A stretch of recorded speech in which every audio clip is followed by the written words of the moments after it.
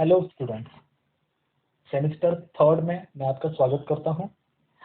इसका first paper होगा आपका calculus of several variable. Okay, आपने कैलकुलस के बारे में तो सुना होगा, लेकिन what about several variable? Okay, several variable क्या होता है?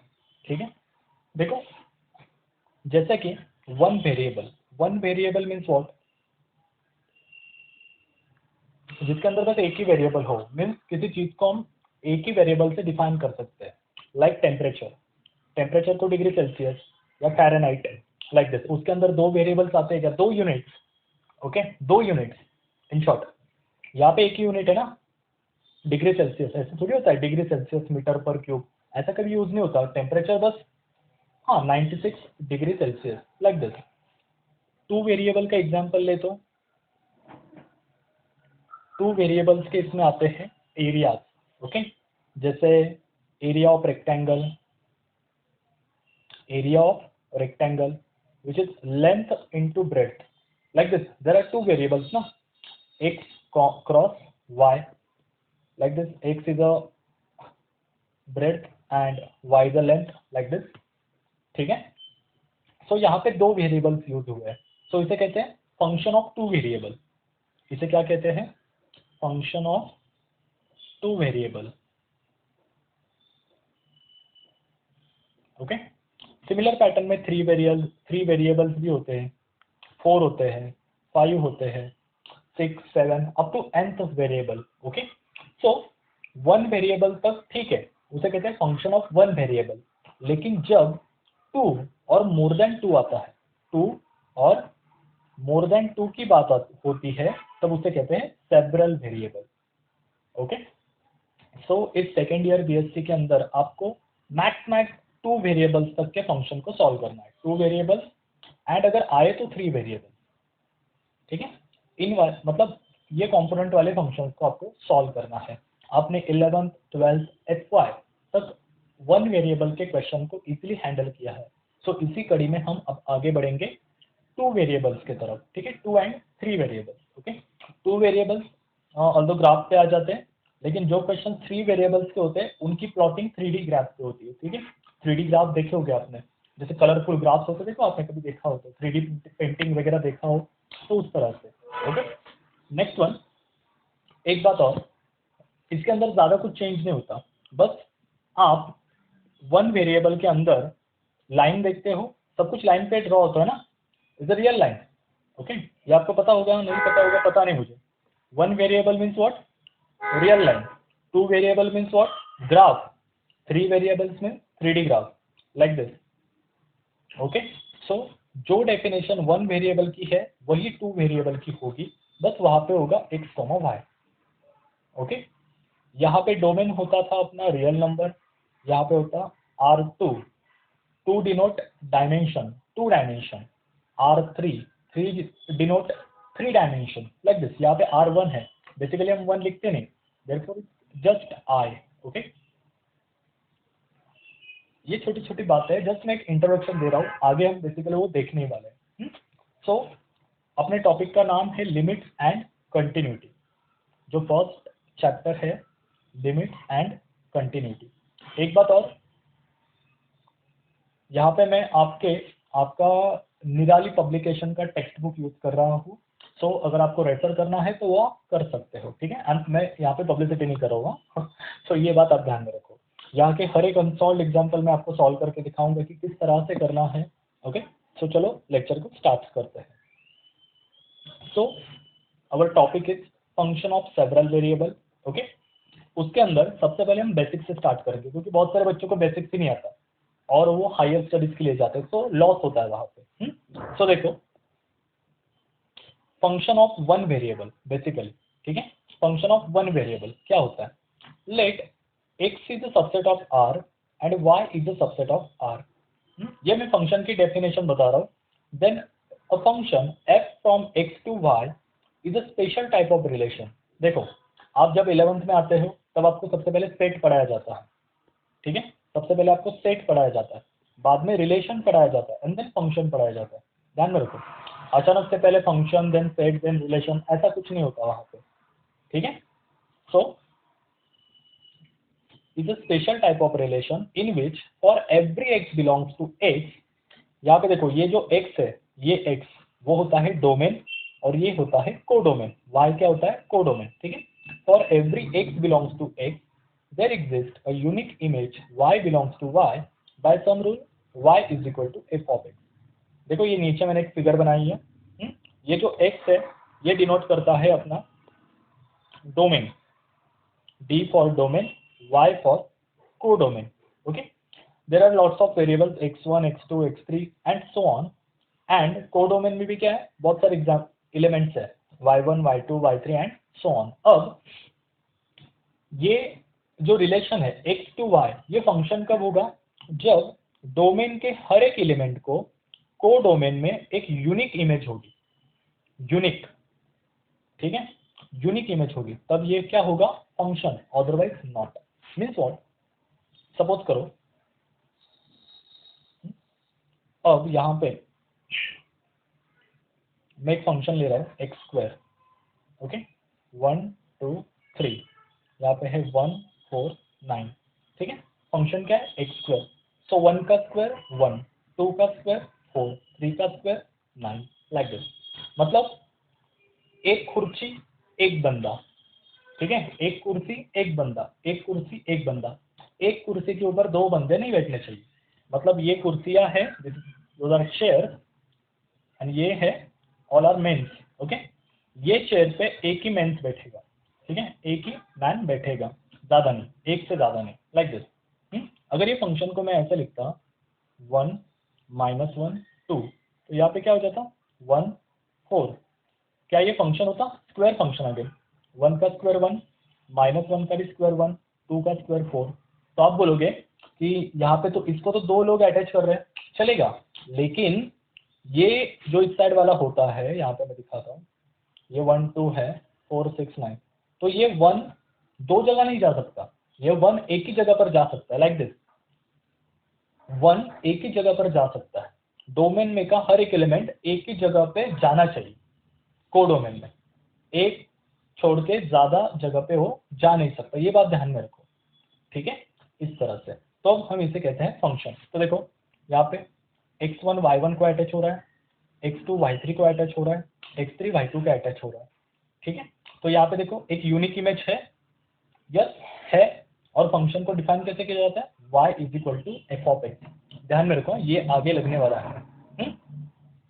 So this is a function of one variable. Okay, so इसका डोमेन, इसकी रेंज क्या आती है वो देखो।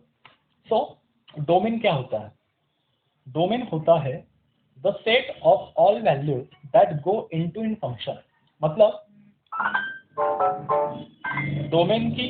डोमेन ऐसा होता है, ऐसा सेट जिसको हम फंक्शन के अंदर डालने वाले हैं, जिसको हम फंक्शन के अंदर डालने वाले हो। आप कभी आटे के चक्की पे गए हो क्या? वहां पे एक देखो चक्की कैसे होती है, लाइक दिस, यहाँ से हम डालते हैं, यहाँ पे हमें आटा मिलता है, ठीक है। सो ये जो गेहूं की बोरी होती है वो होता है अपना डोमेन, और ये जो आटा होता है वो होता है कोडोमेन, लाइक दिस। ये आटा क्या होता है? आटे का जो बर्तन होता है वो होता है कोडोमेन एक्चुअली, ठीक है। Domain means what? And suppose करो दिस इज अ फंक्शन, ये आटे की चक्की क्या है? फंक्शन।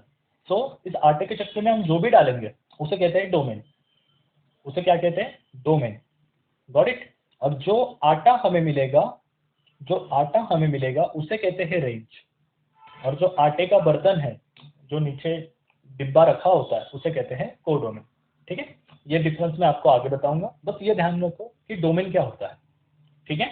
सो डोमेन को सेट के फॉर्मेट में कैसे लिखते हैं? x is equal to, in curly bracket, x belongs to real number, ठीक है, r1, okay, real number where f of x is defined. मतलब ऐसी x जहां पे फंक्शन डिफाइन होगा, ओके, तो उसे कहते हैं डोमेन। अब ये फंक्शन हम अक्सर लिखते हैं वेल डिफाइंड। वेल डिफाइंड क्या होता है कि अगर कोई फंक्शन वेल डिफाइन है तो ये कब कहा जाता है? f is not complex number. सबसे पहली बात, कॉम्प्लेक्स नंबर नहीं होना चाहिए। क्यों? क्योंकि हमारे x कहा जा रहे हैं रियल नंबर के अंदर, f कॉम्प्लेक्स नंबर नहीं होना चाहिए। दूसरी बात, उसका डिनोमिनेटर नॉन जीरो होना चाहिए, क्योंकि डिनोमिनेटर अगर जीरो हो गया तो इन्फिनिटी तक चला जाएगा, और इन्फिनिटी का क्या काम हमारे पास, ठीक है। तो इन्फिनिटी तो हम कंसिडर नहीं करते, तो हमें इन्फिनिटी के पीछे चाहिए सब वैल्यू। तो डिनोमिनेटर नॉट इक्वल टू 0, ठीक। सो ये थी बात डोमेन की। अब रेंज की डेफिनेशन देखो, the output values are called as range. मतलब डोमेन जब हम फंक्शन के अंदर एंटर करवाते हैं डोमेन को, तब जो कुछ भी हमें आउटपुट मिलता है तो उसे कहते हैं रेंज। अब देखो यहाँ पे ये जो गेहूं की बोरी हमने यहाँ पे खाली कर दी, ठीक है, इस चक्की के आटे में, सॉरी आटे के चक्की में, सॉरी, हाँ। तो यहाँ से हमें क्या मिलेगा, आटा मिलेगा, ठीक है। तो इस आटे को कहते हैं रेंज, ओके। आटे को क्या कहते हैं, रेंज, गॉट इट। देखो ना, definition is very clear, the output values are called as range. मतलब जो भी हम इनपुट करेंगे, हाँ, और उसके बाद जो हमें आउटपुट मिलेगा उसे कहते हैं रेंज। अब आप बोलोगे what is mean by codomain actually here. तो देखो, सपोज करो यहाँ पे एक मैं फंक्शन डिफाइन करता हूँ, f from the set 1 2 3 to r, and function क्या है, एक्स स्क्वायर, ओके। फंक्शन क्या है, एक्स स्क्वायर। सो इस डोमेन में कितने लोग हो गए, 3, 1 2 3, एंड r में कितने लोग हैं, बहुत सारे। फंक्शन क्या है, स्क्वायर का, तो 1 का स्क्वायर क्या आएगा यहाँ पे, 1, 2 का स्क्वायर 4, 3 का स्क्वायर 9, ओके। सो ये, लेकिन ये पूरा सेट क्या है, रियल नंबर। क्या रियल नंबर के अंदर बस 1 4 9 ही होते हैं, नहीं, ऐसा तो नहीं होता। 2 भी आएगा, 3 भी आएगा, 4 भी आएगा, 6 भी आएगा, लाइक दिस। लेकिन हमने उनमें से कौन सी वैल्यू बताई, 1 4 9, ठीक है। Therefore range is actually output. ये फंक्शन के अंदर जब मैंने 1 डाला तो मुझे 1 मिला, 2 डालने के बाद 4 मिला, 3 डालने के बाद 9 मिला, तो उस आउटपुट को उठाने का उसे कहते हैं रेंज, गॉट इट। जब हम आटा लेने जाते हैं तो वो डब्बा नहीं लेके आते, वो जो नीचे रखा होता है उसे हम अपने कंटेनर में ट्रांसफर करके वो लेके आते हैं, गॉट इट। तो उसे कहते हैं कोडोमेन, ओके। तो ग्राफिकली देखो, यहाँ पे एक फंक्शन है, this is a graph of function actually, एक second, this is a graph of function y is equal to F of X, ठीक है। तो देखो ये स्टार्ट कहाँ से हो रहा है, यहाँ से यहाँ तक। मतलब ये वाली जो लाइन हो गई, ये जो पिंकिश कलर है, इसे कहते हैं डोमेन। एक्स एक्सिस को हम डोमेन कहते हैं, वाई एक्सिस को हम कोडोमेन कहते हैं, रेंज कहते हैं, ध्यान में रखो ऑलवेज, ठीक है। सो और जो वैल्यूज हमें मिलेगी, देखो मैक्सिमम वैल्यू ये है और मिनिमम वैल्यू ये है, तो इन बिटवीन है ना ये फंक्शन, देखो ना यहाँ से इन बिटवीन है फंक्शन, मतलब ये हो गई उसकी रेंज, ये क्या हो गई उसकी रेंज। तो ये ग्राफिकली ऐसे दिखाया जाता है, ओके। सो ये था पूरा इंट्रोडक्शन 1 वेरिएबल का। अब 2 वेरिएबल में क्या होगा, जस्ट आपकी डेफिनेशन चेंज होगी। 2 वेरिएबल में क्या होगा, बस आपकी डेफिनेशन चेंज होगी। डेफिनेशन कैसे चेंज होगी, देखो, function of 2 variables, okay. Let x is the subset of r and y is the subset of r, ठीक है। अब दो हमने वेरिएबल्स लिए, इफ फॉर एवरी, ये ऑर्डर पेयर है, x y belongs to x cross y. आपने Cartesian product सुना होगा, क्या होता है, there exist a unique real value z according to some rule f of xy, then f of xy is a called real valued function of 2 variables x and y is given by like this, z is equal to f of xy। 1 variable कैसा था, y is equal to f of x, ठीक है। लेकिन यहाँ पे 2 variables है, तो z is equal to f of xy like this, x y z, x y like this, x y z like this। अगर 3 वेरिएबल का होता तो सपोज करो यहाँ पे w ले लेते, x y z like this, ठीक है। तो ये फंक्शन इस तरह से डिफाइन होता है। 2 वेरिएबल्स का फंक्शन कैसे होता है, z is equal to F of x Y, okay, और 1 variable y is equal to F of X, ठीक है। अब यहाँ पे ये जो x एंड y है, x and y are known as independent variable, okay, और input variable, it's called as domain actually, ठीक है। अब ये x और y इंडिपेंडेंट क्यों है, क्योंकि उनकी हम कोई भी वैल्यू ले सकते हैं, क्योंकि वो इनपुट है ना, हम कुछ भी डालो, हाँ। देखो यहाँ पे x की वैल्यू 4 ले, y की वैल्यू 6 ले, तो 4 एंड 6 के ऊपर ये z डिपेंड होगा ना, ये z किसके ऊपर डिपेंड होगा, x और y के ऊपर, क्योंकि अगर x और y चेंज हो गया तो z चेंज हो जाएगा, ठीक है। अगर z चेंज हुआ तो x और y चेंज हो गया, ऐसा कुछ नहीं हो। तो x and y are independent variable and z depend on x y, so therefore z is known as dependent variable, okay. छोटी छोटी चीजें अच्छे से समझ लो, ठीक है। नेक्स्ट वन, अब इसका डोमेन एंड इसकी रेंज देखेंगे। डोमेन क्या होता है, इनपुट वैल्यू। देखो वन वेरिएबल का डोमेन कैसे डिफाइन किया था हमने, x is equal to x belongs to r where f of x is defined. Similar pattern में अब यहाँ पे xy आएगा, टू वेरिएबल फंक्शन ना, xy belongs to r2 denote graph, 2D graph, where f of xy is defined. And range क्या होगी, range means what, the output value ना, output क्या है z। देखो मैंने लास्ट स्लाइड में बताया था आपको, output variable, the variable z is known as dependent variable और output variable, therefore this is a output is called as range. लेकिन ग्राफिकली कैसे डिफाइन करेंगे, वो वहां पे तो दिखा दिया था मैंने, लेकिन यहाँ पे कैसे होगा, देखो ये ग्राफ है पूरा, ठीक है, दिस इज द फंक्शन, यहाँ से मैंने एक वैल्यू उठाई, अब this is the z axis, ठीक है, ये हमारी रेंज है। हमें क्या मिलेगा, यहाँ से अगर मैंने वैल्यू उठाई, यहाँ से सपोज करो xy वैल्यू उठाई, तो मुझे वैल्यू मिली z1, यहाँ से वैल्यू उठाई a, b, मुझे मिला z2, लाइक दिस, इस तरह से इसका रिप्रेजेंटेशन होता है, ठीक है। अब ये 2D फिगर है, 3D फिगर कैसे होती, आपने क्यूब बनाया होगा ना, क्यूब बनाया होगा लाइक दिस, ऐसे दो रखो, ऐसे दो रखो, बाद में ऐसे लाइक दिस।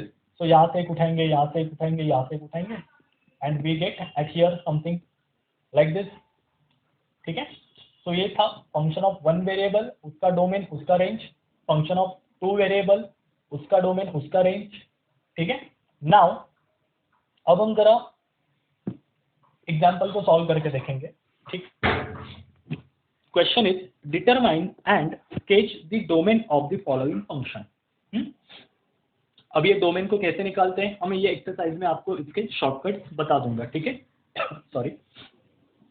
तो सबसे पहले हमें इसका डोमेन को डिटरमाइन करना है। देखो डिटरमाइन द डोमेन, इसका डोमेन क्या आएगा, पहली बात domain means what, input value क्या आएंगी, उसको कैसे निकालते देखो, एंड बाद में हमें उसको स्केच भी करना है, ठीक है। सबसे पहले मैंने आपको एक बात बताई थी, function is well defined, okay here is this, function is well defined means उसका डोमेन कब डिफाइन होता है, f is not a complex number, सबसे पहली बात वो कॉम्प्लेक्स नंबर नहीं आना चाहिए, और दूसरी बात उसका डिनोमिनेटर नॉन जीरो होना चाहिए। सो यहाँ पे देखो, मुझे एक बात बताओ, रूट के अंदर कॉम्प्लेक्स नंबर कब आएगा, जब वो निगेटिव होगा, मतलब सपोज करो अगर यहाँ पे x ले लिया, अगर x की वैल्यू मैंने लेस देन 0 ली, दैट इज -3, तो ये कॉम्प्लेक्स नंबर हो जाता है ना, पता होगा आपको कॉम्प्लेक्स नंबर क्या होता है, 11th स्टैंडर्ड से पढ़ते आ रहे हो, ठीक है। सो ये रूट की क्वांटिटी कॉम्प्लेक्स नंबर कब नहीं होगी, जब ये x ग्रेटर देन और इक्वल टू 0 होगा। देयरफॉर 9 मत लिखो, द गिवन फंक्शन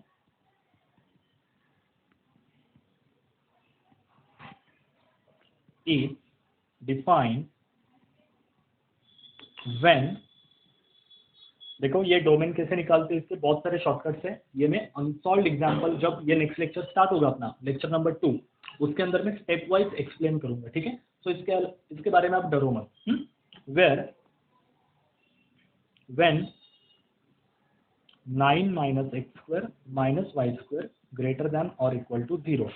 अब देखो इसका एक शॉर्टकट मैं अभी भी एक बता देता हूँ, आपको कंफ्यूजन नहीं होगा। जब ऐसा फंक्शन आता है रूट f ऑफ x, तो इसका डोमेन होता है f of x greater than और इक्वल टू 0, ध्यान में रखो, ठीक है। तो ये root f of x type का है ना, root f of x type का, therefore f of x is just a notation, आप यहाँ पे f भी ले सकते हो, ठीक है। सो रूट f मतलब रूट के अंदर फंक्शन आए तो उसका डोमेन कैसे निकालते हैं, f ग्रेटर देन और इक्वल टू 0। सो देयरफॉर इसका डोमेन क्या आएगा, 9 - x² - y² must be greater than और इक्वल टू 0, अगर लेस देन रहा तो कॉम्प्लेक्स नंबर हो जाएगा। तो इम्प्लाइज यहाँ से माइनस साइन कॉमन ले लो, ये हो जाएगा x² + y² ग्रेटर देन और इक्वल टू 0, ये माइनस को वहां भेज दो, ये प्लस हो जाएगा, therefore x square plus y square less than और इक्वल टू 9। ठीक है, ये माइनस वहां जाके 9 ग्रेटर देन हो जाएगा ना, तो उसको मैंने बस उल्टा लिखा है अच्छे से। अब मुझे एक बात बताओ, हमें इसको स्केच भी करना है, ये होगा इसका डोमेन। लिखना कैसे डोमेन को, D is equal to D for domain x y belongs to R2, x y कहाँ जाएंगे, R2 के अंदर, such that x square plus y square less than और equal to 9। This is the domain. मतलब x और y की ऐसी value जिनका स्क्वायर की एडिशन 9 से छोटी होनी चाहिए। ठीक है। अब देखो ये क्या चीज है, आपने कभी देखा है सर्कल, देखा है सर्कल का इक्वेशन क्या होता है, x square plus y square equal to r square. Okay, therefore ये क्या बन जाएगा, x square plus y square less than 3 का स्क्वायर इज अ सर्कल। लेकिन ये एक्स और वाई का कहाँ पे होंगे, सर्कल के अंदर होंगे। एक्स और वाई ये 3 जो रेडियस है, रेडियस के अंदर होंगे ना। अगर ऐसा होता x square plus y square greater than और इक्वल टू 3 स्क्वायर, मतलब ये जो एक्स एंड वाई कहाँ पे होंगे, सर्कल के रेडियस के बाहर। ठीक है, तो इसको ड्रॉ किया है मैंने, देखो इस तरह से ग्राफ बना लिया। 3 3 यहाँ पर भी 3, यहाँ पर भी 3 इज द रेडियस। एक्चुअली वो सब जगह सेम ही होती है।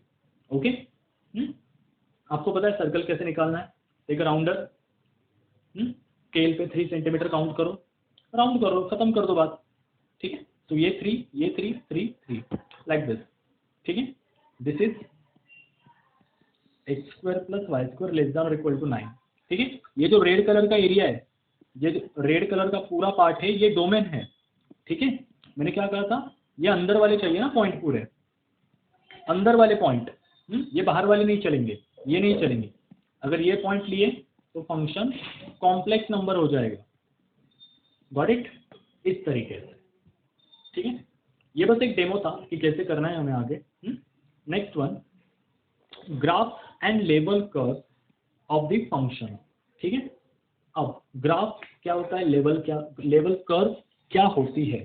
ठीक है, अब देखो सबसे पहले लेवल कर्व। लेवल आपने सुना है क्या कभी, score is level, level means what,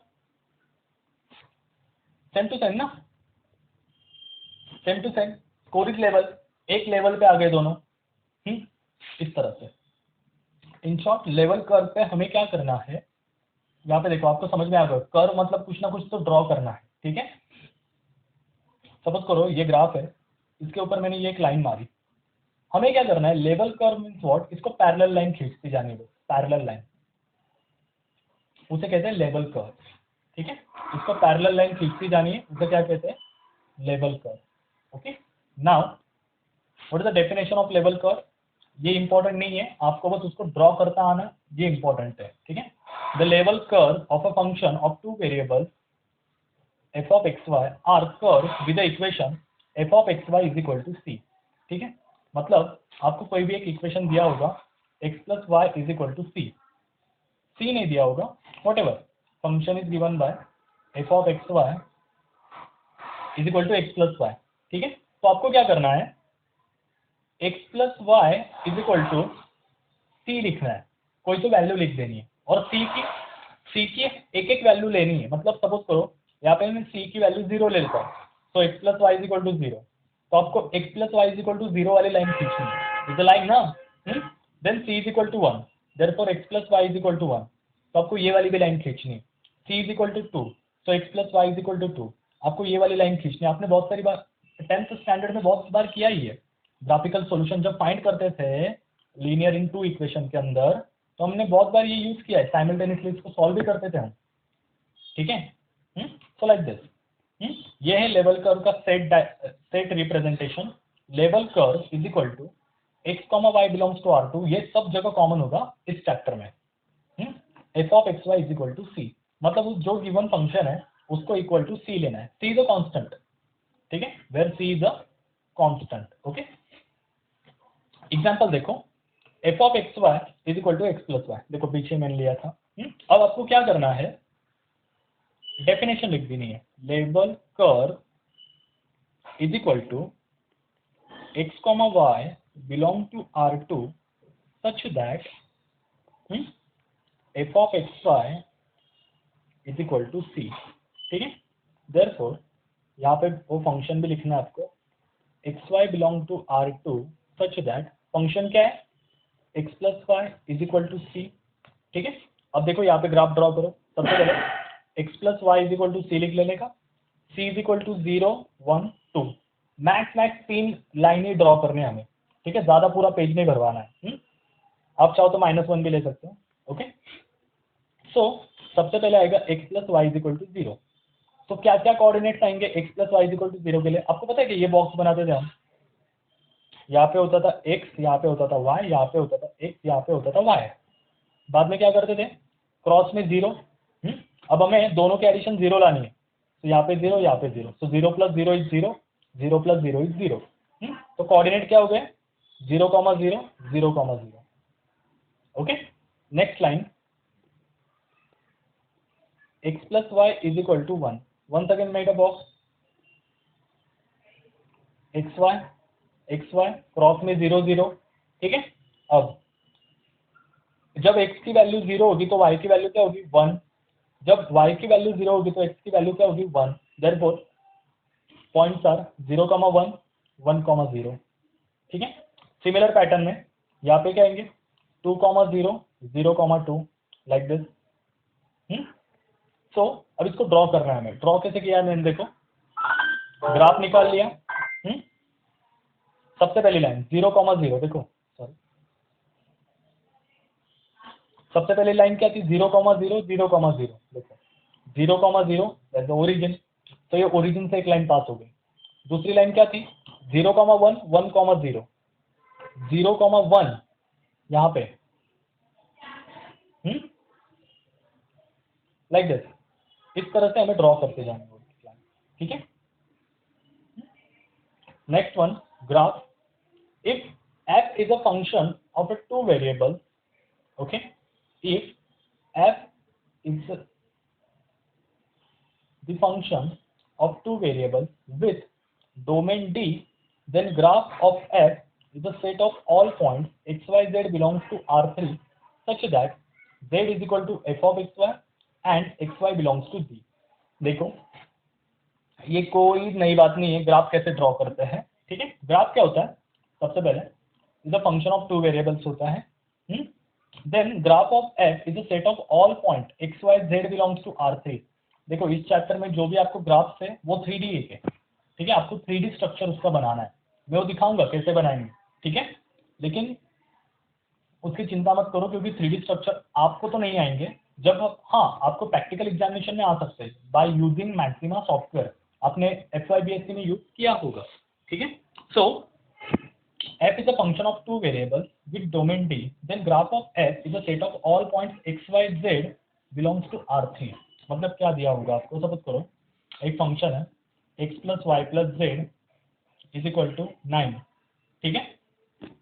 सो हमें ऐसी वैल्यूज ढूंढनी है जो 9 को सेटिस्फाई करती है, मतलब उन तीनों के एडिशन 9 आती है, लाइक 0, 0, 9, 0, 9, 0, 9, 0, 0, हो गया। 3D में प्लॉट करो, एक्स एक्सिस के ऊपर सपोज करो यहाँ पे आएगा, ये हो जाएगा ना 0, 0, 9, ये हो जाएगा 0, 9, 0, ये हो जाएगा 9, 0, 0, तीनों को ज्वाइंट कर दो, this is the graph, 3D graph like this. इस तरह से हमें उसको बनाना है, ज्यादा टेंशन नहीं लेना है हमें, ठीक है, एकदम आराम से, ओके। तो यहाँ पे देखो फंक्शन क्या है, sketch the graph of this function, sketch the graph of this function. अब कैसे निकालोगे, very easy, sketch the graph of this function. अब देखो सबसे पहले आपको इसके डोमेन निकालना पड़ेगा, सबसे पहली बात इसका डोमेन निकालना पड़ेगा, मतलब ये चीज क्या है सबसे पहले वो देखनी पड़ेगी। मतलब क्या, देखो ये 9 minus x square minus y square, इसका डोमेन क्या आएगा, ग्रेटर दैन और इक्वल टू 0। मैंने अभी कहा अगर रूट एफ वाला फंक्शन आता है तो उसका डोमेन होता है एफ ग्रेटर दैन और इक्वल टू 0, ठीक है। ओके, सो अब इसका ग्राफ निकालना है ना, तो ग्राफ कैसे निकालेंगे, देखो इसको z कंसीडर करो क्योंकि z is equal to F of x y होता है ना, इसको z कंसीडर करो, 9 minus x square minus y square, done, root के अंदर ठीक है, take square on both side, तो ये क्या हो जाएगा, z square is equal to 9 minus x square minus y square. Okay, ये minus x square minus y square को यहाँ लेके आओ, therefore x square plus y square plus z square is equal to 9। ये क्या बन जाएगा, आपको ज्योमेट्री के थोड़े बहुत इक्वेशंस पता होने चाहिए, ठीक है। ये क्या बन जाएगा, is a sphere, sphere in 3D। Circle होता है ना 2D के अंदर, स्फीयर होता है 3D के अंदर। मैंने पहले भी कहा है आपको, ग्राफ 3D के अंदर आएंगे, therefore this is a sphere. Okay, ये स्फीयर बनेगा, आपको स्फीयर निकालना है, ठीक है, 3D के अंदर होगी। सबसे पहले स्फीयर कैसे निकालते हैं, वेरी इजी। सबसे पहले आप एक सर्कल बना लो, ठीक है, आप क्या बना लो, एक सर्कल बना लो, यहाँ सर्कल बना लिया। अब पहले सर्कल बना लो। अब कंडीशन क्या है, इसका answer greater than 0, greater than और इक्वल टू 0 चाहिए हमें। ओके, मतलब ऑल पॉजिटिव वैल्यूज। अब ग्राफ में पॉजिटिव वैल्यूज का आती है ऊपर, ग्राफ में पॉजिटिव वैल्यूज का आती है ऊपर, देयरफॉर हम ऊपर वाले पॉइंट को ज्वाइन कर देंगे। This is a sphere, hemisphere actually, आधा ही है ना, hemisphere. Okay, this is a hemisphere like this. So आज हमने देखा function of 1 variable, function of 2 variables, उसकी डोमेन, उसका रेंज, ठीक है। Then level curve, level curve क्या होती है, जस्ट हमें पैरेलल लाइन खींचनी है, आपके अंदाज से आप कैसे भी ग्राफ बना सकते हो, ठीक है, आपको जो चाहिए वो वैल्यू आप ले सकते हो। देन हमने देखा अभी ग्राफ, ग्राफ के अंदर क्या करना है, सबसे पहले उसका डोमेन निकाल लेना है, देयरफॉर हमें इजी जाएगा कि कहाँ पे प्लॉट करना है। देन उसको हमें बस पॉइंट डालने हैं, ठीक है, हमें बस पॉइंट डालने हैं और ज्योमेट्रिकल इक्वेशंस पता होने चाहिए, like sphere, plane, circle, like this, ठीक है। सो आज के लेक्चर में इतना ही, मिलते हैं नेक्स्ट लेक्चर में। So thank you so much, have a good day, bye bye.